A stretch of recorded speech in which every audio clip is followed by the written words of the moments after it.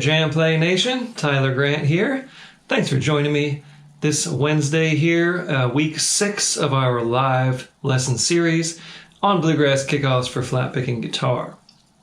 So, by now you know the drill. We're kicking off the songs, which means we are putting together cool arrangements of the melody, using some of our tools as flat pickers to embellish these melodies into a nice arrangement that's appropriate for kicking off the song, introducing the melody without taking off too far from it, but we have some room to play with these things. So that's what we've been discussing, and these are the type of arrangements we've been working on this 10-week series.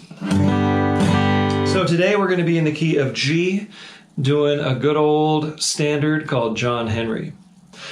You probably have heard this song or heard versions of it. This is a popular story from American mythology about the man who beat the steam drill, right?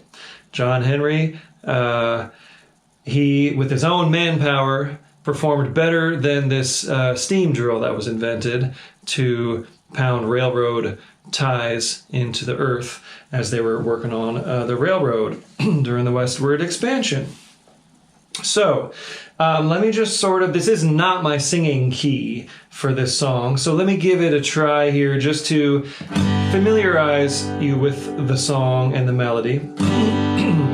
So it goes like this. John Henry was a little baby boy. You could hold him in the palm of your hand. His papa cried out this lonesome farewell. Son, be a steel driving man, Lord, Lord. Son, be a steel driving man. There you go.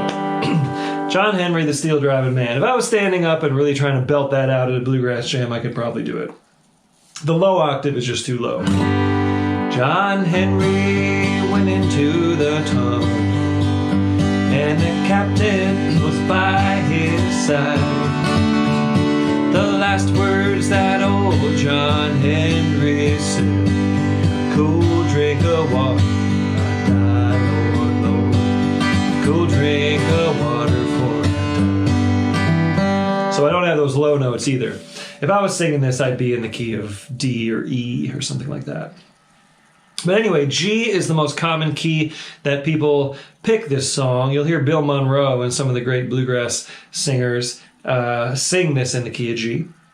But we're just going to pick it. So now you got an idea of how the melody goes. And why don't we check out the chord changes? This is as simple as you could possibly make it.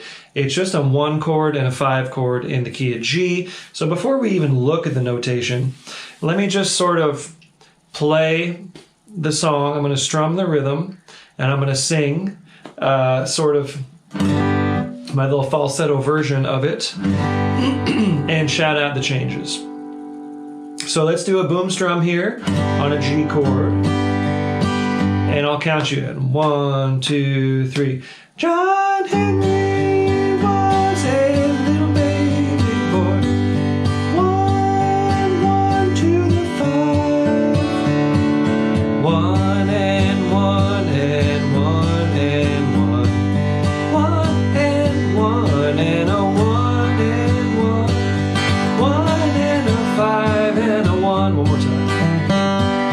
1 and 1 and a long 1 chord. 1, 1 and a 5. 1 and 1 and 1 and 1. 1, 1, 1. 1 and a 5 and 1. Okay, so you get it that the form is a little crooked. It's 3 full measures of G, and then 1 measure of D, the 5 chord, and then the 3 full measures of G plus a couple of extra ones where it's cool drink of water for I died, Lord, Lord, cool drink. There's a little refrain in the vocal melody that causes those couple extra measures of G. So the form is ever so slightly crooked in that way, but the chord changes are very simple. So now that we got that down, let's go ahead and have a look at the lead sheet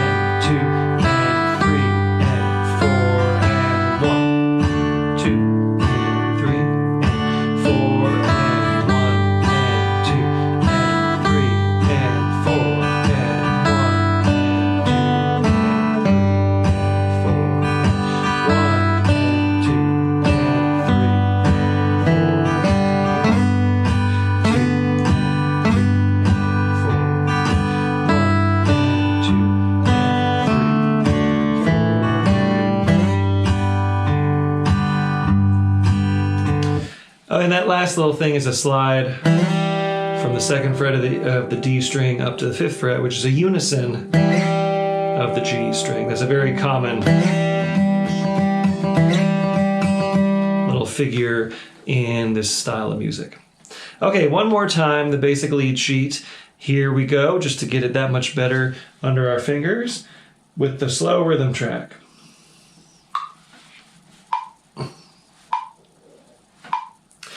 One, and 2, and 3, and...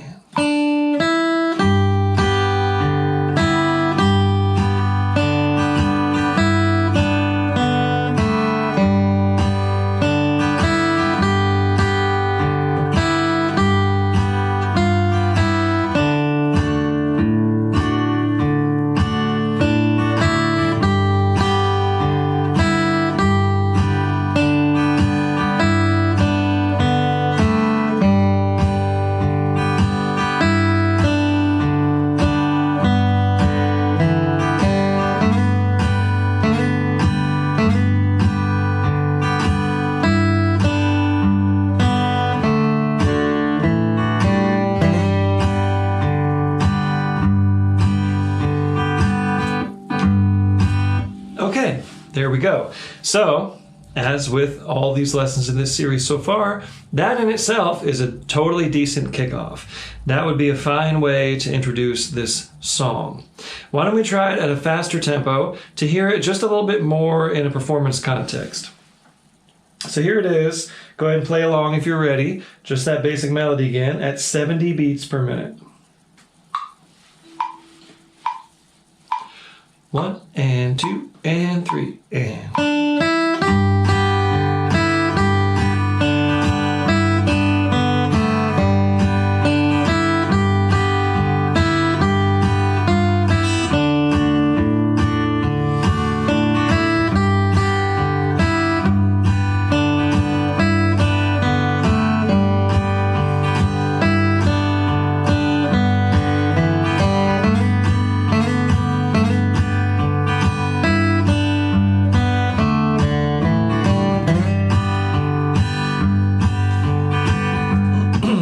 Okay, now you're hearing the song a little bit better in context.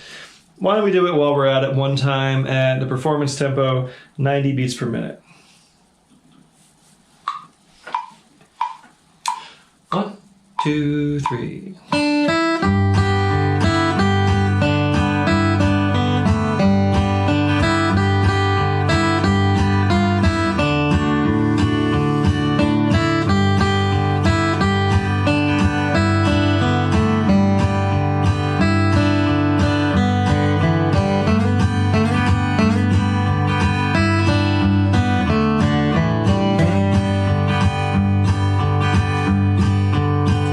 Okay, so that would be a fine kickoff if you have some accompaniment. If you don't have any accompaniment, if you're performing this solo, that's going to sound really empty. So when we have solo arrangements, we tend to do more of a melody strum or a cross-picking approach. So we're going to start today with a melody strum exploration because this happens to line up pretty neatly in this key for a melody strum.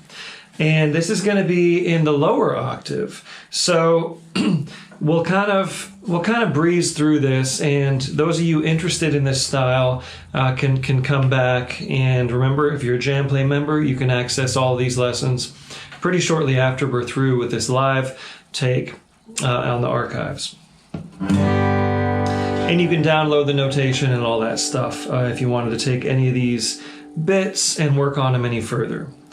But here's the melody strum version, and what we're going to do is put this melody basically down an octave and square it off even more so it'll be slightly less syncopated to give us more of an opportunity for strumming. So let me just start by playing this for you so you can hear it.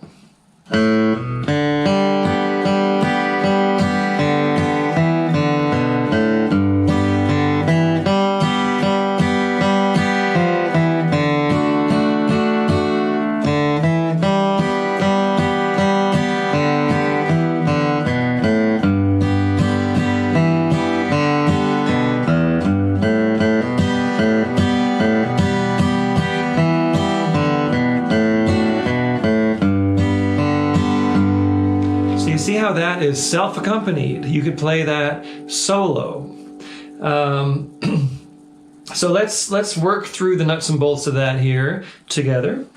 Starting with this little figure. Okay, notice I've already got a finger ready to go to hold down a G chord. Now when I play a G chord, I finger it this way, which is sort of unique. You might prefer to finger it that way. However you do a regular old cowboy G chord, whether it's this fingering, or my kind of in the middle fingering, however you do that, go ahead and get yourself ready. And with just the high note, because you're not going to be playing those bass notes, you're just going to be playing the melody down here. So it starts with a hammer on from the open A to the 2nd fret. There you go. Then open D string, and now the open G, and you just strum what's remaining, which are just 2 strings, the B string and the high E string with the 3rd fret held down with your 3rd or 4th finger. And you do that 3 times, the open G, and then strum just those remaining notes. Now an open D, and now you got 3 strings to strum there. As is the rule with melody strum, the basic guideline that I like to lay down, you're strumming what remains of the chord higher than the melody note. So you're not going to be reaching down for these low bass notes like you would on a boom strum rhythm. You're just going to keep that melody as the lowest note and strum whatever's remaining. So now we got melody notes, 2nd fret of the D string, open D, 2nd fret of the A string, open A, right down that pentatonic scale. Now you got the low G bass note just for that one beat, and then you have time for a strum. And then we got these melody notes again, open D, 2nd fret, open G, strum the 2 strings again, and then again, G, strum, and now 3rd fret of the D string, 2nd fret, open D. That should be the D chord. Okay, and that gives you time to strum that for a couple of beats there. So now we're halfway through the arrangement, so let's go ahead and play that together in context. One more thing of note is that I've added an extra pickup note. So now the pickup notes are 1 and 2 and 3 and 4 and 1. So it comes in on the 3 and. And why do I do that? Just because it sounds cool. In this particular fingering using this melody strum, that just seemed to be the pickup note that made the most sense. So you've got a little bit of license here to play around with the pickup notes, as we've done in pretty much every one of these arrangements in this series. So here we go, the first half of the arrangement, just as far as we've worked up. Let's try that together really, really slow. A 1 and 2 and 3 and 4 and 1, 2 and 3 and 4 and 1 and 2 and 3 and 4 and 1 and 2 and 3 and 4 and 1 and 2 and 3 and. Okay, so next we've got obviously the same thing again.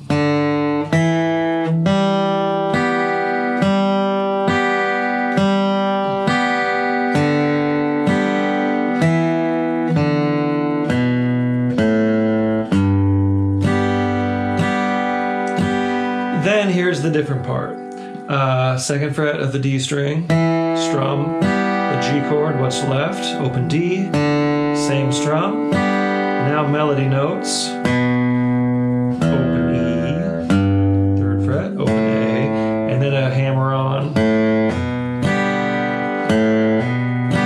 the open A to the 2nd fret, and then strums. Then 2nd fret of the D string again, strum, open D, sorry. There's the note, strum, open D, then melody note, open A. Quick D, chord strum, then B, A, G. And you're back to your boom strum pattern. And that's just to get you back into the strum once you've kicked off the song.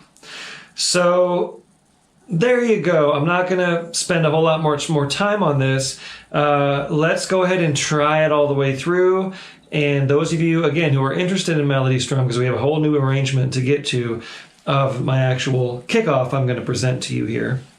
But let's just get through this melody strum one time, really, really slow. And if you're not picking up on it, you can come back and try this once this is posted on the archives. Here we go. Melody strum real slow. 1 and 2 and 3 and 4 and 1 and 2 and 3 and 4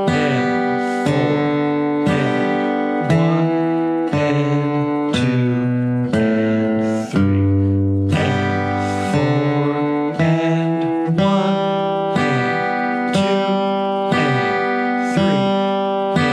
and 2 and 3 and 4 and 1.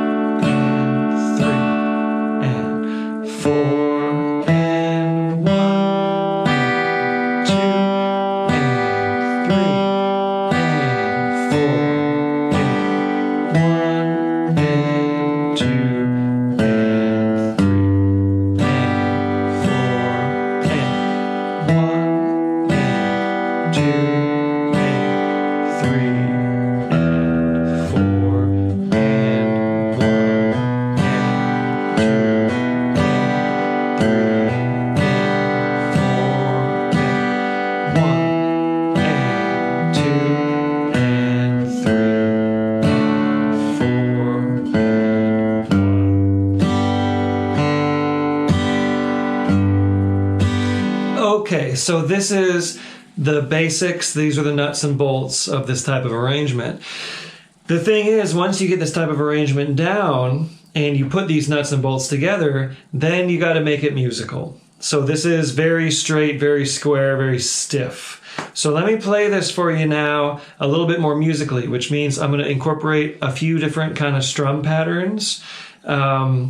Maybe I'm going to try not to change any of the notes around at all. I'm just going to kind of play the strums in a little bit more musical way. Not just all down strums, maybe some down ups in there somewhere, and incorporate a little bit of a rhythmic feel. And I'll play this a little more closer to tempo. So listen to me perform this little melody strum version. 1, 2, 3.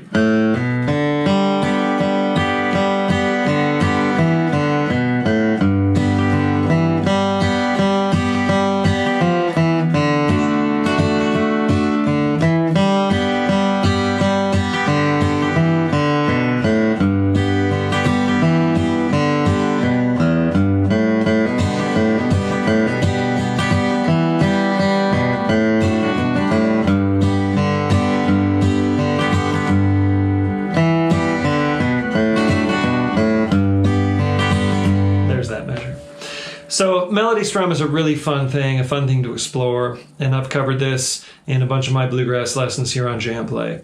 Well, let's go ahead and move on to the actual kickoff, and we'll start working through that. So this is going to be a combination of single note melody with a few licks thrown in. So this is going to be a little bit more riffy than some of the kickoffs we've done so far. Though there is going to be a tiny bit of cross-picking in there, because I like to keep brushing up on that kind of thing. So, beginning, and we're going to go up to the higher octave for this again. And our pickup notes are going to be thus. Okay, so now we're going to incorporate that thing like we did on the melody strum up in this octave. So second finger on the second fret, slide up. We're on the G string, slide up a whole step. And then your first finger will lay down both of those next notes in this partial G chord shape, like an F chord. up on the 3rd fret here. And those are your first melody downbeat notes there. Okay? Then we catch this high G note again on an upstroke, and then do a quick little pull off on the 5th fret to the 3rd fret of the B string. And then right back up there to that high note. So that's our rhythm. So just that much. A 1 and a 2 and a slow.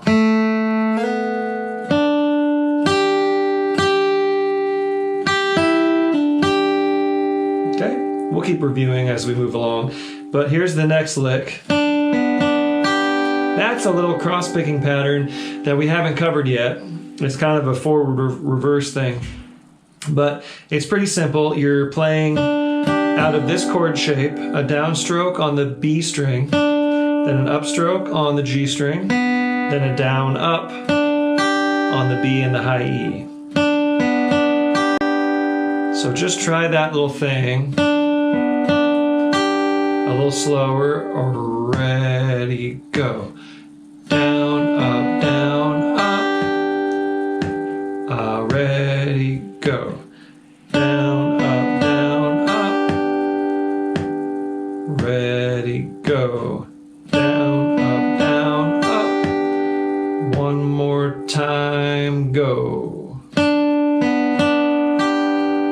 Okay, so right after that, we've got this little double stop.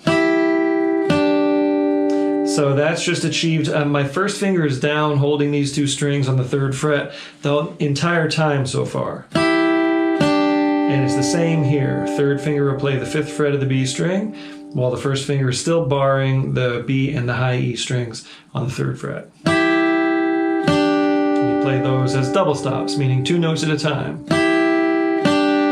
And now we get to release this for a moment. Play that simple melody. Down, up, down, up, down. So let's go from the top up to that point. Really slow. 1 and 2 and 3, 4.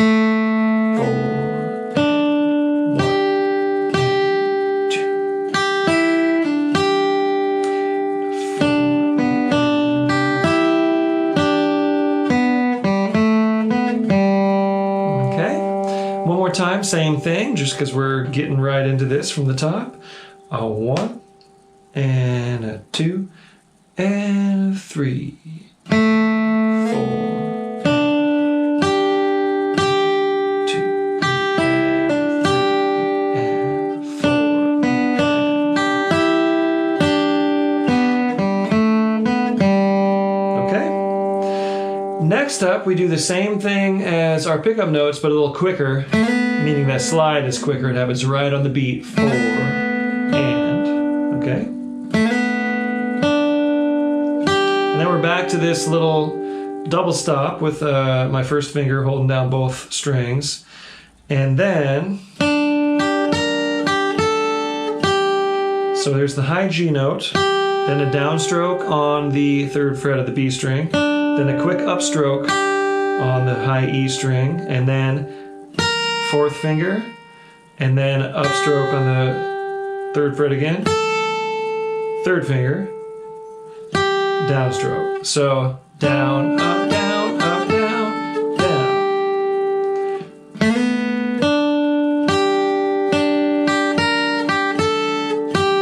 And then next you got a down up on those 2 notes again, both the 3rd fret, down up, and then 4th finger on the B string, upstroke on the 1st, and then back there. So it's the same figure happening on both strings. And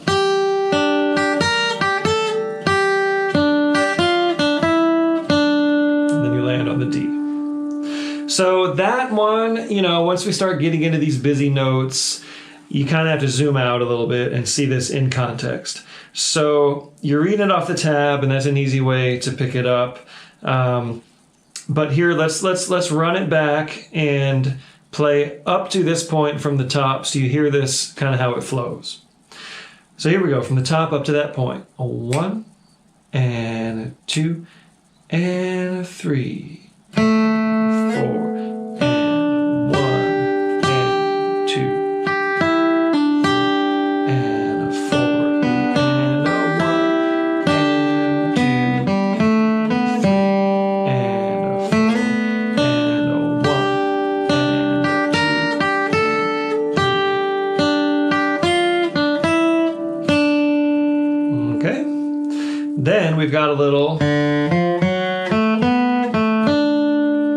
D run thrown in there. So open D, 3rd fret, 4th fret, up a D pentatonic scale, like so. That's a bluegrass D run, kind of like our standard bluegrass G runs that we've been playing every week. Okay, then moving forward, we've got those pickup notes, the standard pickup notes from the lead sheet. And now here we get into some riffy territory.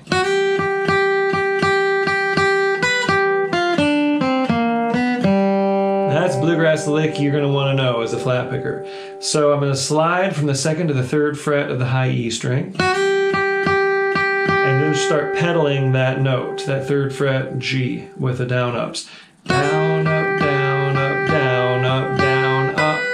And then we reach all the way up there with our 4th finger to the 7th fret. Right back down. Then down a minor pentatonic scale. 4th finger on the 6th fret of the B string. 1st finger right there on the 3rd fret. 3rd finger. Okay, and then this little flatted 3rd with the 1st finger, playing the major 3rd with your 2nd finger, resolving to the open G.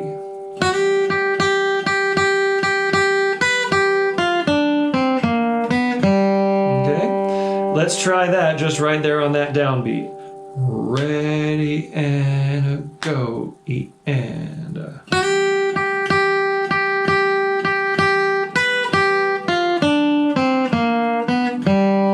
Okay, that lick is worth your price of the lesson, right?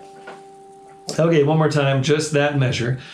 Ready and go, E and.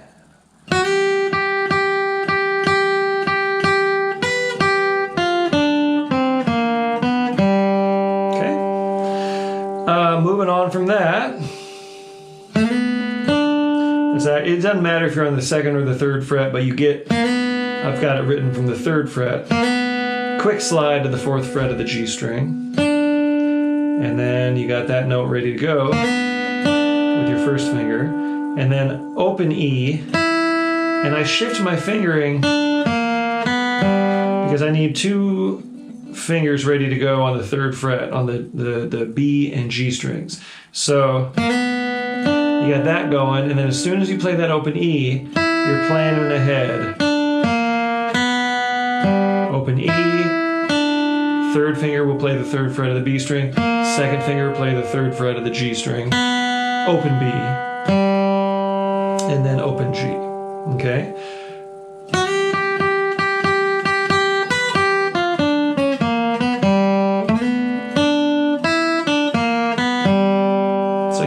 In context and how cool that is with some just standard bluegrass licks thrown in, but still alluding to that melody. Moving on, lick number 1 in bluegrass flat picking, right? And that's pickup notes to this measure. And I'll do a slide, quick slide from the 3rd to the 5th fret of the B string. And then those 2 notes in quick succession, and then 5th fret of the G string, open, 3rd fret, 4th fret, open.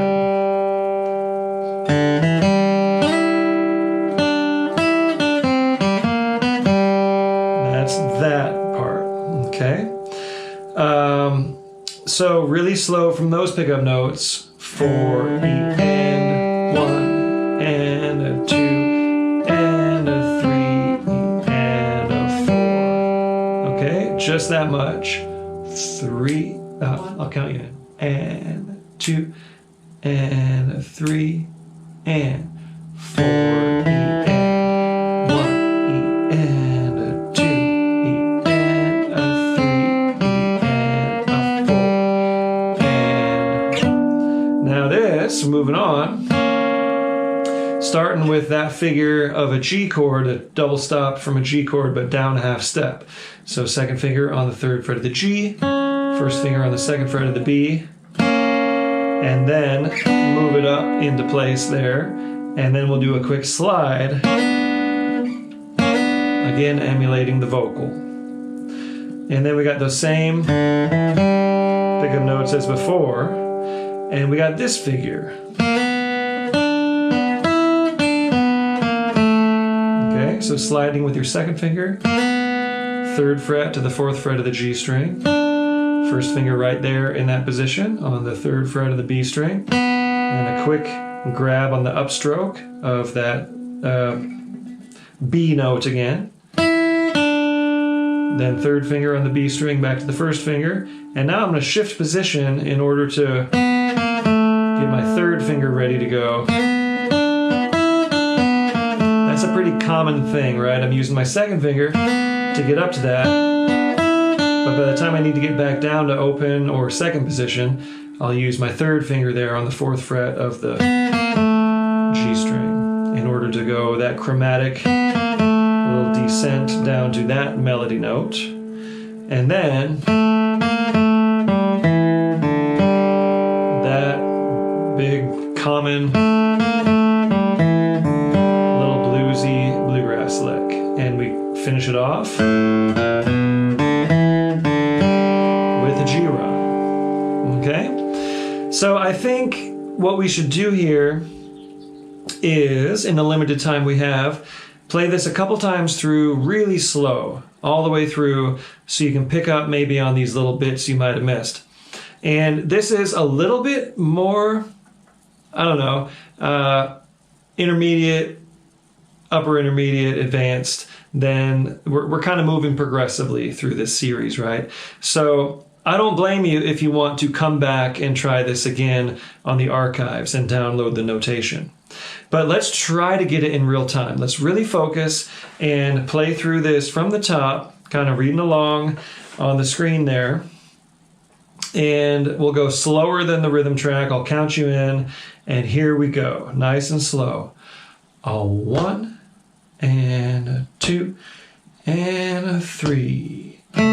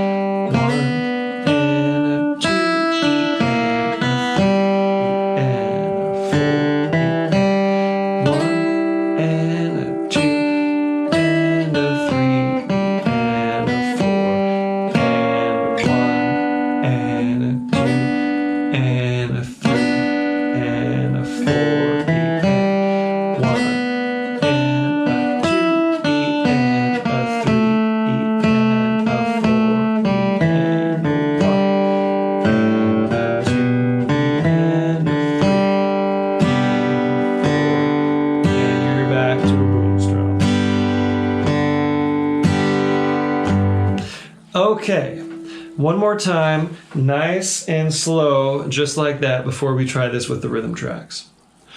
A 1, and a 2, and a 3, and 4, and 1, and 2, E and a 3, E and a 4, E and a 1,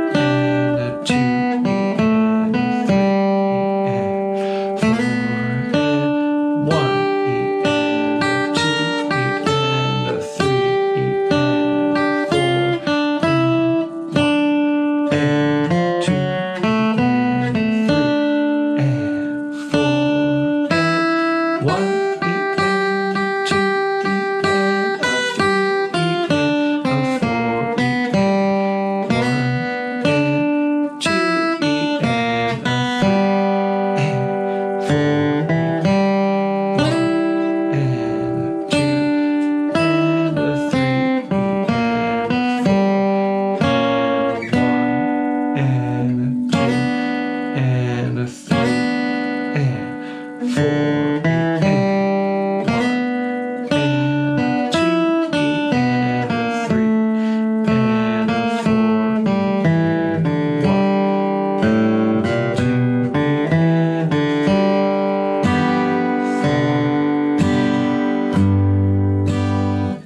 Okay, so we got a few minutes left, so let's go ahead and get into the rhythm tracks. And here we go with the slow rhythm track, 50 beats per minute. Give it a go. I think you can do it. If not, remember, just come on back and try this when this is posted on archive. And here we go. You have to be a JamPlay member to do that, of course. Here's our kickoff with the slow rhythm track.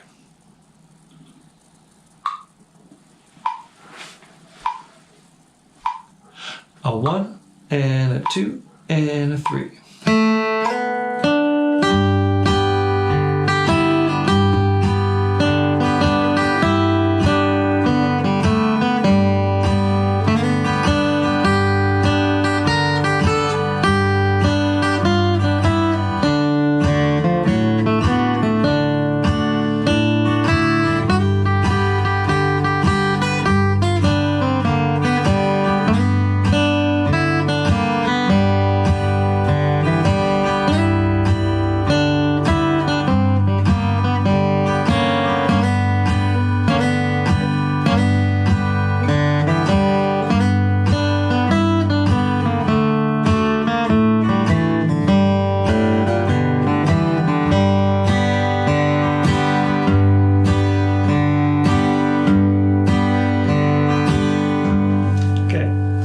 So I leave those extra strums in there so you can practice transitioning back to rhythm, because you're going to be needing to get right back on that rhythm part as soon as you kick off this song. So here we go. One more time, slow rhythm track. Here we go.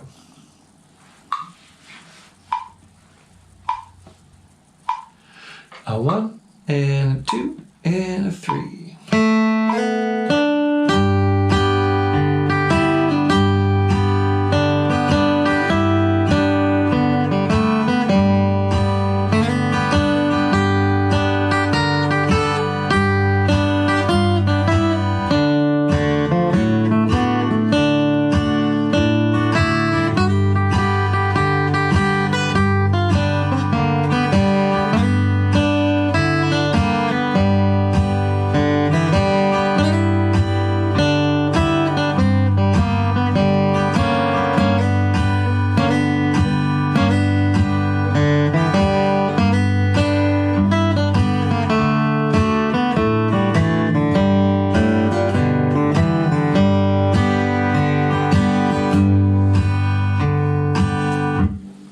I was thinking about green fields and riding horses through the meadow there for a moment. I missed a couple notes. So one more time on the slow rhythm track, for me this time. Here we go.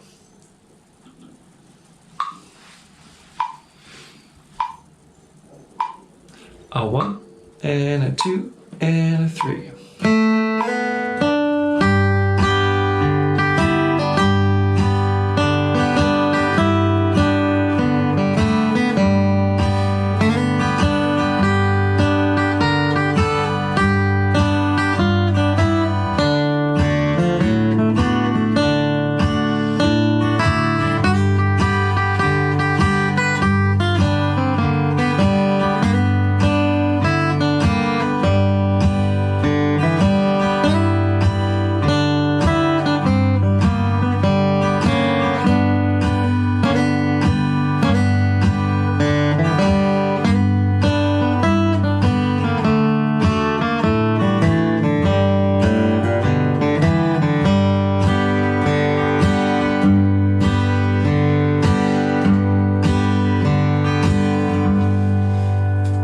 Wonderful.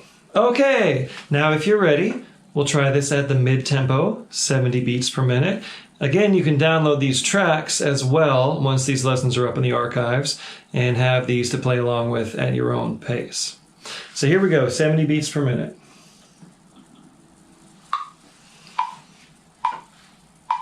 A 1 and a 2 and a 3.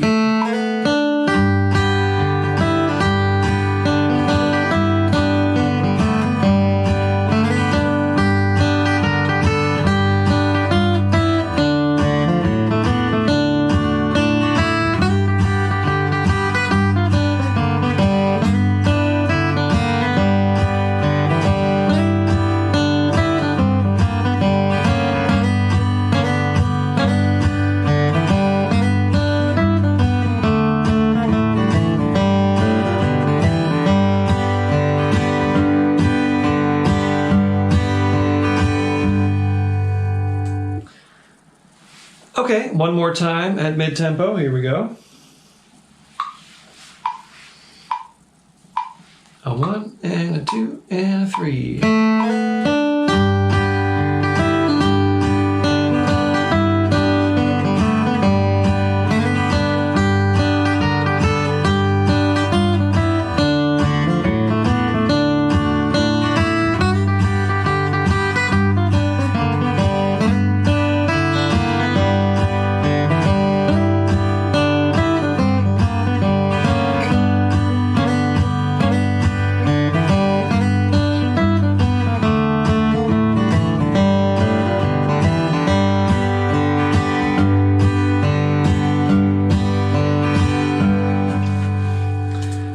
Okay, so just to cap it off, we'll go play this one time at the fast tempo. Now, this isn't really fast as far as bluegrass standards go, but this is a fine performance tempo here coming up.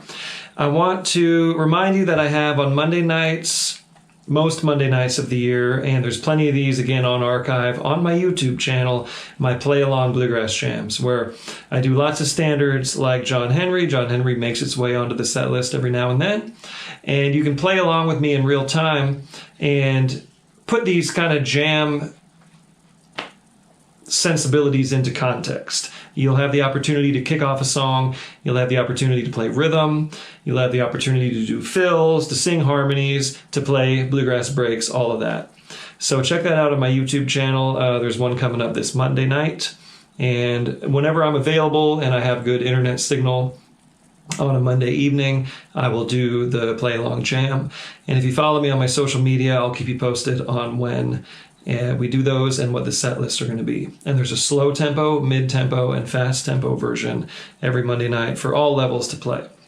So here we go. After this, we'll take some questions. So get your questions sent in, and we'll send you off with the 90 beats per minute John Henry.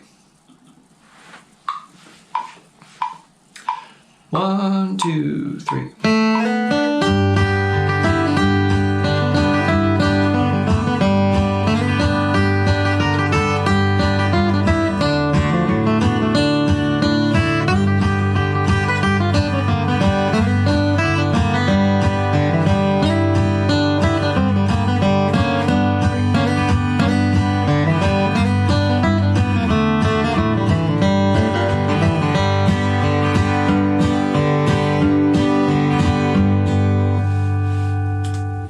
Okay, thanks so much for joining us. Next week we're going to be back with a whole nother bluegrass kickoff for you to check out.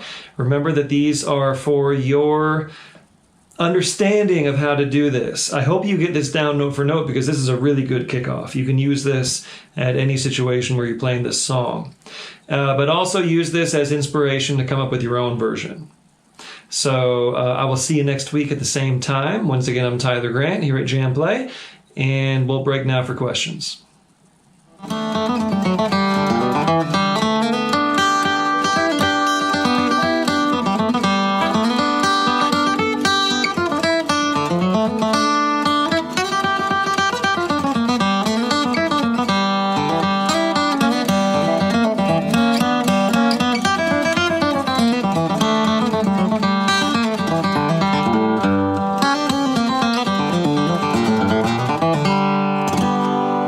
Hey everybody, I'm here for questions.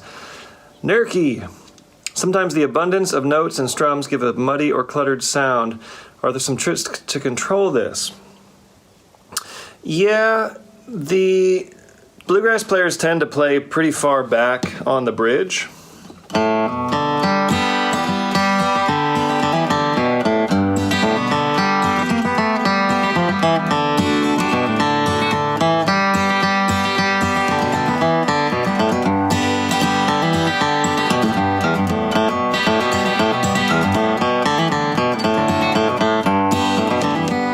So that's one way to control it, keeping it back closer to the bridge.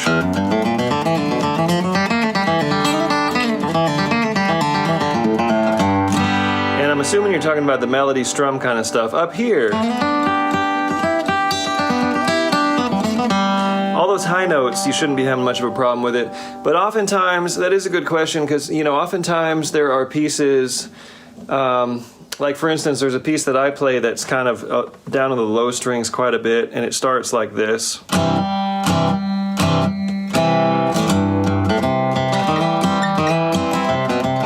It starts like that, and what I've found is that if you capo up, and if you're playing this by yourself, it doesn't matter what key you're in. So this one that I've arranged sort of as a solo piece, if I capo it up just one, it sounds really cool.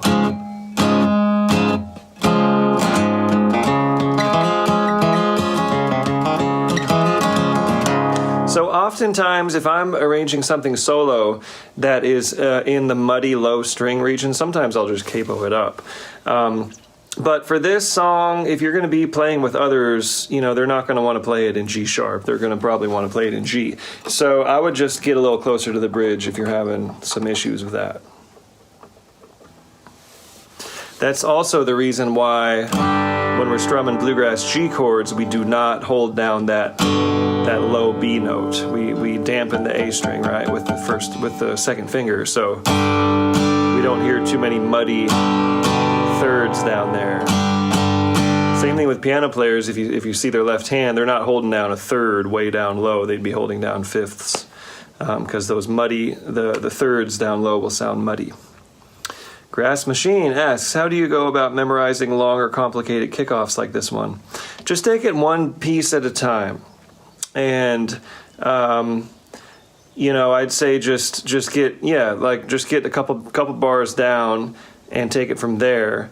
And for memorizing, I've got lots of memorization tricks. And one of them is to get the thing fresh in your mind, get it memorized, and then put it down, and then come back to it, because all that short-term memory is going to be different.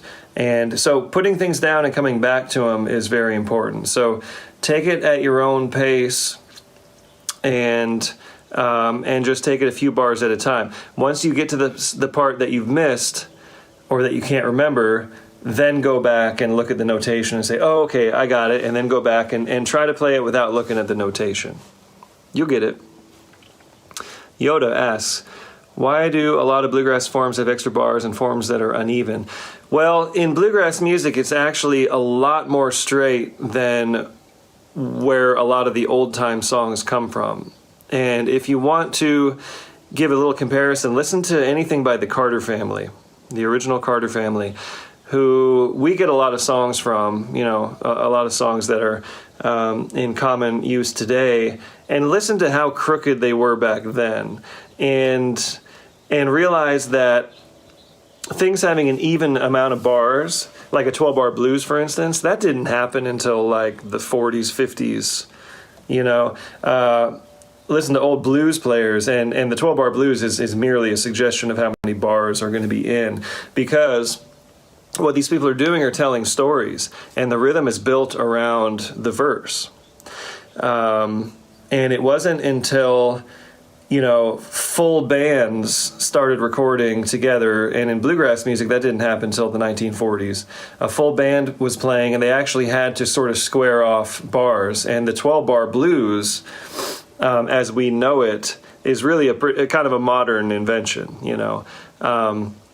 So in the old days, it was just free form, because it would be somebody, a musician or a singer, just singing a song and putting the accompaniment together to follow how they were singing and how they were telling the story.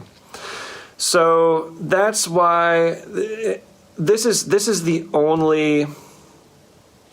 I guess Keep Your Lamp Trimmed and Burning had a measure of 2 in it. This one has those couple extra bars. Otherwise, everything I've done has been pretty straight. But I guess that's the answer to the story.